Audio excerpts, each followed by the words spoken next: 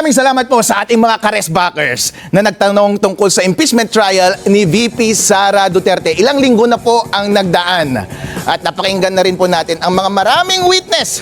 Napakinggan na rin po natin ang mga spiel ng ating mga prosecution at mga cross-examination ng ating defense. Ano ba ang gusto nilang palabasin dito sa ating latest na hearings dyan sa impeachment trial sa Senado para po maliwanagan kayong lahat. Ito po ang gusto nilang mangyari. Nakabatay po iyan sa circular ng Commission on Audit. Yun po ang paulit-ulit na sinasabi ng kanilang panghuling witness na si Attorney Wamil. Yun po ang kanyang sinasabi dahil daw po, hindi daw po sila nag-liquidate ng confidential funds.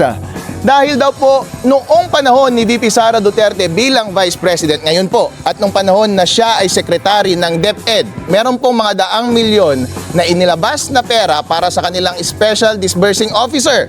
At syempre po, kapag naglabas ng pera, kailangan pong i-liquidate yung inilabas ng pera. At sinabi po niya na kapag hindi na-liquidate, ay ang mananagot daw po ay ang head of agency na si VP Sara Duterte dahil yun daw po ang isinaad ng batas. Alright, sige po sir. Tingnan po natin ang basehan na kanyang ginagamit, yung circular ng Commission on Audit. Ang kanya pong tinutukoy ay ito pong 8.3 ng circular mula sa Commission on Audit at ito po ang sinasabi, naka-flash po sa inyong screen itong provision na ito. Sabi po, failure of the accountable officer to liquidate any public funds for which he is accountable upon demand by and duly authorized officer shall be prima facie evidence that he has put such missing funds or property to personal use and benefit. Alright!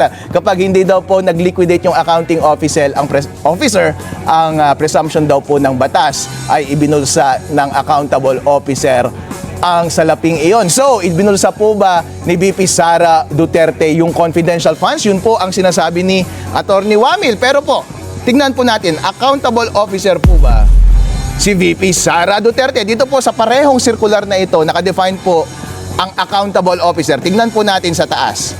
Ito po, accountable officer refers to every officer of the government whose duties permit or require the possession or custody of government funds and property and who shall be accountable therefore and for the safekeeping thereof in conformity with laws and regulations. Ibig sabihin po, in Tagalog po, kung sino man po ang may kakayahang humawak ng pera or binibigyang pahintulot na humawak ng pera ng ahensya na iyon, yun po ang accountable officer. At nakalagay po dito sa parehong circular ng accountable officer na iyon ay ang siyang Special Disbursing Officer. Tignan po natin ang definition ng Special Disbursing Officer dito sa circular. Ito po ang sinasabi.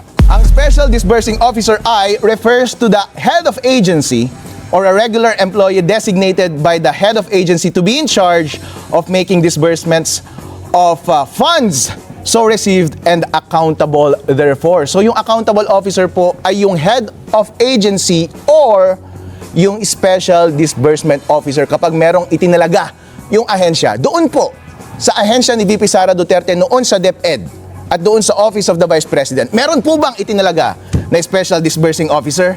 Meron po.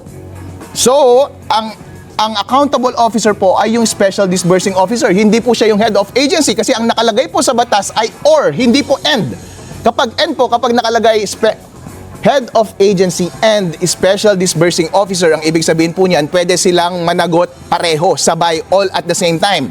Pero kapag or po, it's either the head of agency or the special disbursing officer. Kapag meron na pong nakatalaga na special disbursing officer, ang accountable officer na po ay yung special disbursing officer. Kaya Mr. Wamil, witness, Attorney Wamil, alam ko isa kang CPA lawyer, ang interpretation mo po na sinasabi mo ng accountable officer dito sa confidential funds ay si VP Sara Duterte ay mali po ang inyong pagkakaintindi sa batas. Dahil po meron na po siyang naitalagang special disbursing officer, ang accountable officer po ay yung special disbursing officer na yon. So yung presumption na ninakaw yung pera ay hindi para kay VP Sara Duterte, kundi para dyan sa special disbursing officer na iyan.